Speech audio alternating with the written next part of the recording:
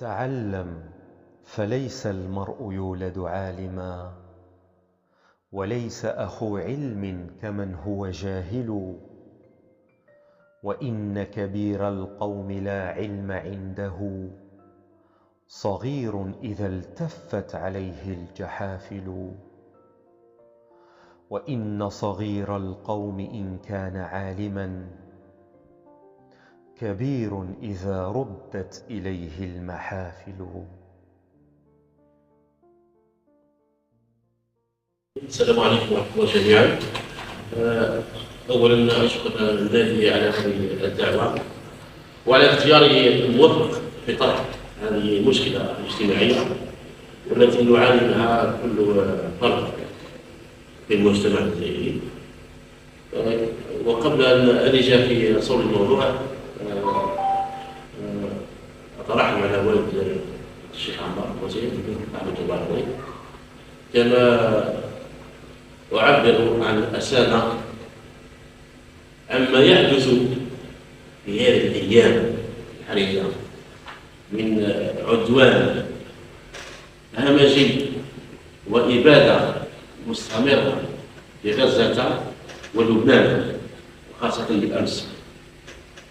فهذه أيام تستحق منا أن ندعو لهم بالسلامة وأن يرد الله عنهم ظلم الظالمين ويكفي عنا آذاهم الشديد، وأن يلجم هذا العدو الغاصب عند حده. كما ندعو بالرحمة والشفاء لمرضى الملاريا في جنوبنا الجزائري التنومون. حالة اجتماعية، حالة صحية حرجة جدا، والإعلام يتحدث عنها باستحياء، فنسأل الله تعالى له الشفاء العاجل والرحمة المتوفين.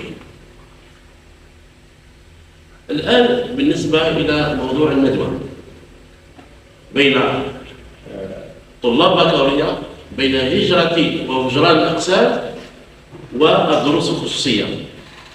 هذه الإشكالية العلمية والإشكالية الاجتماعية تحتاج منا إلى بعض الشروط، وهي الإنصاف والموضوعية وعدم التحيز للذات، وأن نتفحص أسباب هذه الظاهرة بعدل حتى نقف على جذورها ونحدد آثارها الإيجابية منها وكذا السلبية، حتى نستطيع أن نصف العلاج المناسب لها إن كانت مرضا هذه الظاهرة أو تحتاج منا إلى تدعيم وتصحيح المسار نقدمه. وإذا كانت غير ذلك كان منا إلا أن نعلن أجراس الإنذار والخطر الذي يحدث بالمجتمع وبالمنظومة التربوية وبكل أفراد المجتمع. بالنسبة إلى المداخلة التي أردت أن أدخل بها في صلب الموضوع، أولا نحدد المصطلحات الواردة في هذه الندوة. هناك مصطلحات سوف نسمعها تكرارا، مثل عزوف التلاميذ، مثل الانقطاع المتكرر، مثل الغياب المتكرر، مثل التسرب المدرسي، التعليم الخاص، المدرسة العمومية، المدرسة النظامية. هذه الكلمات، هذه المصطلحات لابد أن نحدد معانيها باختصار شديد. فنبدأ بمصطلح العزوف. العزوف باختصار هو ترك الشيء والزهد فيه. ترك الشيء والزهد فيه. إذا قلنا عزف التلاميذ عن المدرسة معناها تركوا وزهدوا في المدرسة. هذا المعنى الأول. الغياب المتكرر هو غياب التلميذ عن حضور الحصص، إما كلها أو بعضها، في أيام متتالية أو متناوبة بشكل يغلب عليه هذا الحال. التسرب المدرسي هو التلميذ يتوقف عن التحصيل المدرسي عند مرحلة ما نهائية، إما ابتدائي وإما ثانوي وإما قبل الجامعية، قبل التخرج يؤخذ دراسته وينتهي منها ويواصل مسار العلم باتجاه آخر. وعادة التسرب المدرسي يقارنه الفشل الدراسي، يعني التسرب هو رديف الضعف والفشل. يقول الإنسان متسرب دراسيا أنا فاشل، لا قيمة له علميا ولا كفاءة له. أما الانقطاع قد ينقطع الكفء، قد ينقطع صاحب الذهن المتقد لأسباب موضوعية اجتماعية كانت أو اقتصادية أو شخصية، ثم يستأنف مساره الدراسي بطريقة أخرى، بطريقة حرة، إما عن طريق التعليم عن بعد، عن طريق المنصات العنكبوتية، ويواصل تفوقه الدراسي. المدرسة العمومية أو المدرسة النظامية هي مؤسسة تربوية تخضع تماما إلى إشراف وزارة التربية الوطنية. عمالها عمال موظفون عموميون، أموالها أموال الدولة، أموال عامة، تخضع في كل مناهجها وتنظيماتها إلى ما تشرعه الدولة الجزائرية بشكل عام. هذه المدرسة العامة. المدرسة الخاصة، هذه المصطلح المدرسة الخاصة في الوثيقة القانونية التي اعتمدت هذا النوع من المؤسسات نسميها المؤسسة الخاصة، مؤسسة التربية والتعليم الخاصة، ولا تسميها بالمدرسة الخاصة من الناحية القانونية. هي مدرسة يشرف عليها ينشئها شخص طبيعي أو معنوي، وهذا الشخص يخضع للقانون الجزائري. أموالها أموال خاصة، أموال الشخص. عمالها عمال يعينهم الشخص ولكن وفق شروط تحددها التنظيمات القانونية، خاصة قانون العمل ومفتش العمل. المواقيت والمناهج هي نفسها مناهج ومواقيت الدولة الجزائرية، مواقيت وزارة الوطنية. التعليم الخاص الرسمي هذا الذي عرفته، لكن نحن من خلال المداخلة سوف ندرج تحته بعض المؤسسات الأخرى، بعض الفضاءات الأخرى للتعليم الخاص من خلال المحدثة من المداخلة. طرح شيخنا سياسي سؤالا: هل الدروس الخصوصية تلائم غايات التربية المصرح بها في صلب النص القانون، قانون التوجيهي للتربية الوطنية؟ لذلك يجب أن نتكلم عن بعض غايات التربية ومهام المدرسة الجزائرية في بعض المواد بشكل مختصر. أولا، الحق بالتربية والتعليم مضمونان الدستور الجزائري، وتسعى الدولة باستمرار على تحسين جودتهما. التعليم العمومي المجاني وفق الشروط التي يحددها القانون، ثم تكلمت عن إجبارية التعليم الابتدائي والمتوسط وكذا.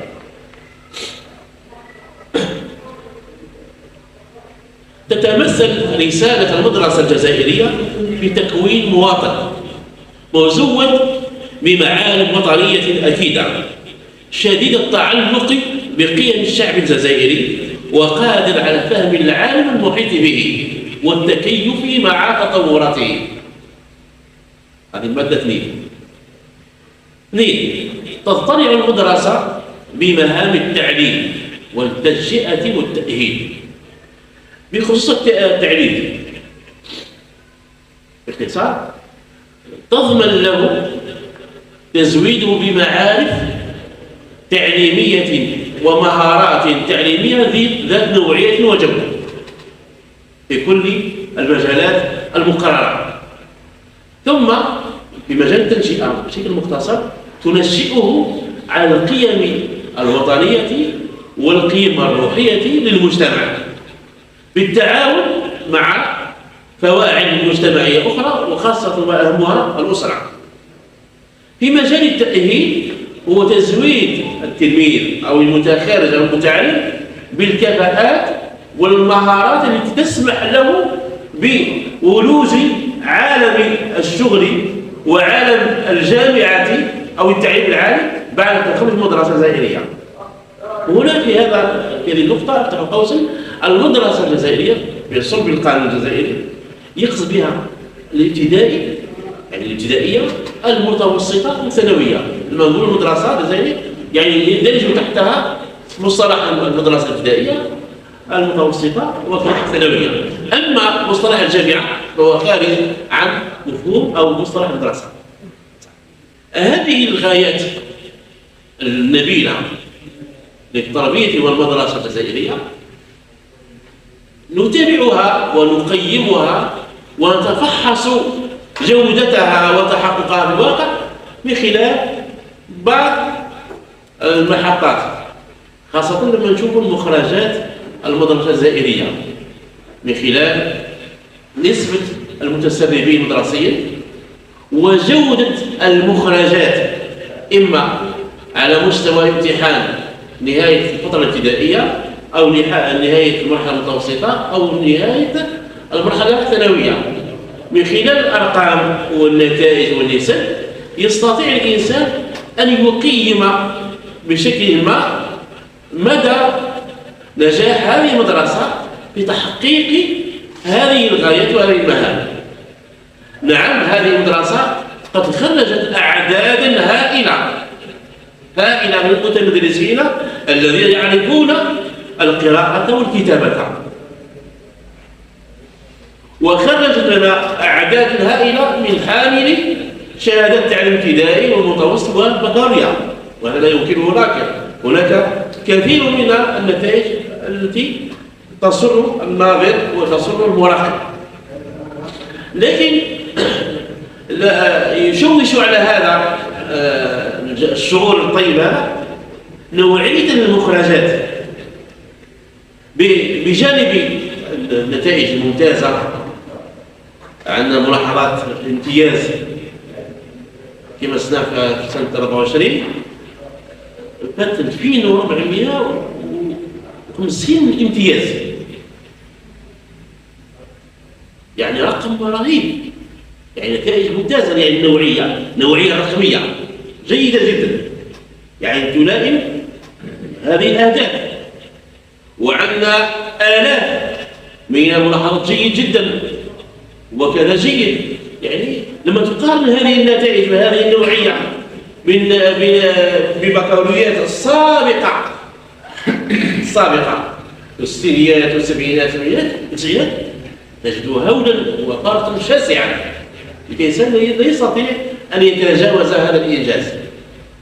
وهذا الناتج المنتوج له أسباب ويعكس جهدا الدولة من طرف الدولة، من طرف الفاعلين التربويين، من طرف المجتمع، من طرف الأولياء، كلهم قد ساهموا في إنجاز هذه النسبة. حتى لا أطيل في هذا الجانب النظري أطرح سؤالا مباشرا: هذه الظاهرة هجران طلاب بكالوريا، يعني الظاهرة هذه هل هي معروفة في الابتدائي،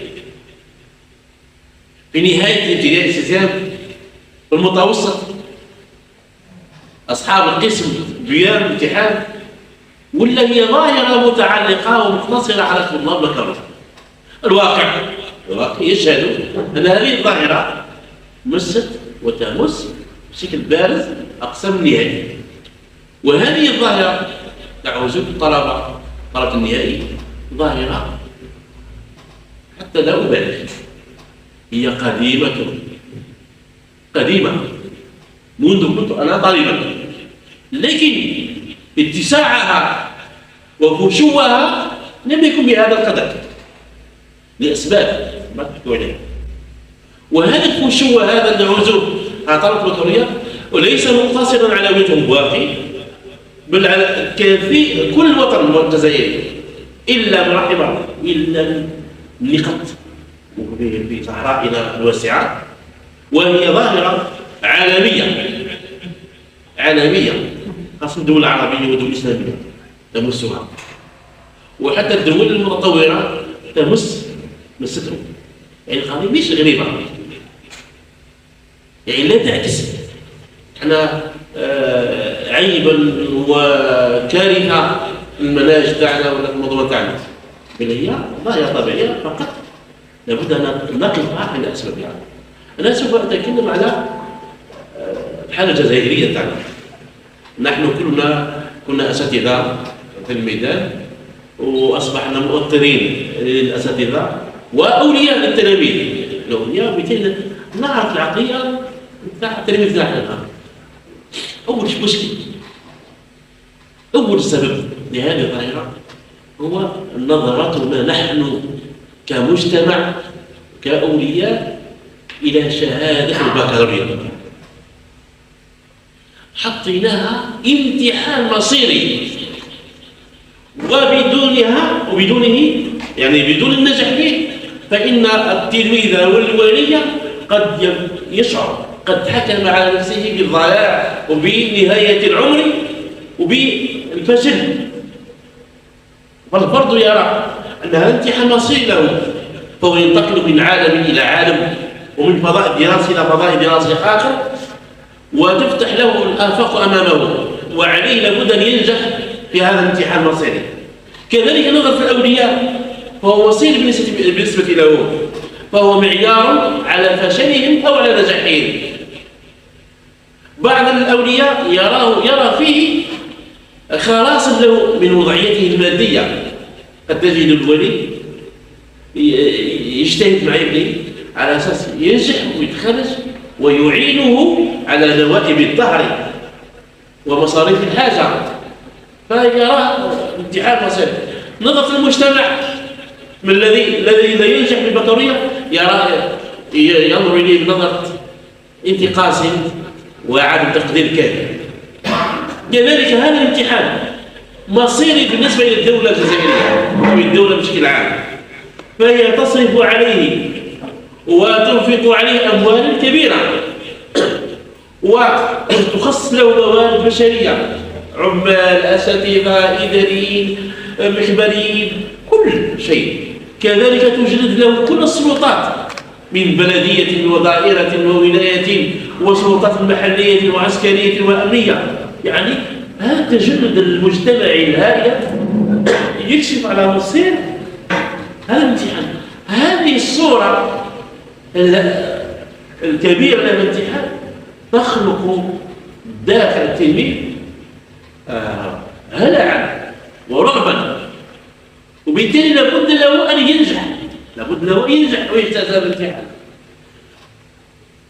فهو يمر به حجز مقع في الجامعة أو المدارس أو المعاهد. كذلك الانتساب إلى الجيش خطوة إلى الدراسة في الخارج، فهو خطوة ضرورية لولوج التخصصات ذات الحظوة الاجتماعية كالطب والصيدلة والتعليم والصحة العمومية. أصبح النجاح في البكالوريا خارج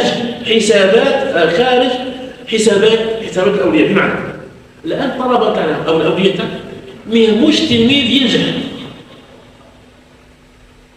كيف ينجح وبأي معدل ينجح، لأن فرص الطفوف في المجتمع ضئيلة. لابد له أن يضمن المعدل الممتاز مش النجاح فقط. وهذا راجع سوق العامل، يعني وضع الاقتصادي للبلاد، هذا عامل ضاغط كثير على الأولياء. وفي ظل كثافة وازدحام البرامج وازدحام جداول التوقيت الرسمية، كثير من الطلبة والتلاميذ لا يملكون المؤهلات ولا المهارات لضمان تسهيل الوقت وتنظيمه وتوزيعه إذا انتظموا في الكتب. وبالتالي ما عندوش وقت من هذا باش يدير دراسة ومراجعة وعمل ذاتي وحده. يقرأ من 8 ل 5 في ظل هذه العوامل الضاغطة، يجد نفسه تلميذ لا يملك الوقت الكافي